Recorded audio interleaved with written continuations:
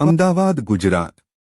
આમ આદમી પાર્ટી દ્વારા અમદાવાદ શહેરમાં આવેલ વટવા વિસ્તારના રામદેવ નગર છાપરા ખાતે સફાઈ અભિયાન કાર્યક્રમનું આયોજન કરવામાં આવ્યું હતું. આ સફાઈ અભિયાન કાર્યક્રમમાં મુખ્ય અતિથિ તરીકે આમ આદમી પાર્ટીના મધ્ય ઝોન કાર્યકારી પ્રમુખ ડો જ્વેલબેન વસરા પધાર્યા હતા. આ સફાઈ અભિયાન કાર્યક્રમ આમ આદમી પાર્ટીના અમદાવાદ શહેર પ્રમુખ બિપિનભાઈ પટેલની અધ્યક્ષતામાં આયોજિત કરવામાં આવ્યો હતો.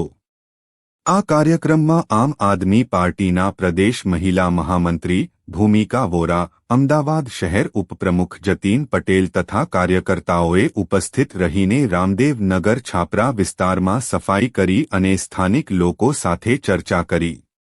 લોકોએ જણાવ્યું કે ઠેર ઠેર ગંદકીના કારણે શહેરમાં લોકો ખૂબ જ હાલાકી ભોગવી રહ્યા છે. અમદાવાદ શહેરમાં સફાઈ માટે 900 કરોડ રૂપિયાના ખર્ચા બાદ પણ આજે શહેરમાં ઠેર ઠેર ગંદકી જોવા મળે છે અને ભારતના સ્વચ્છ શહેરના સર્વેક્ષણમાં અમદાવાદનો નંબર ટોપ 10 શહેરમાં પણ નથી. આટલા 900 કરોડ રૂપિયા જાય છે ક્યાં? મબલખ ખર્ચા બાદ પણ સમગ્ર દેશમાં અમદાવાદ શહેરનો 15મો નંબર આવ્યો છે. ભાજપ શાસિત મ્યુનિસિપલ કોર્પોરેશન શહેરમાં સ્વચ્છતા જાળવવામાં તદ્દન નિષ્ફળ રહી છે.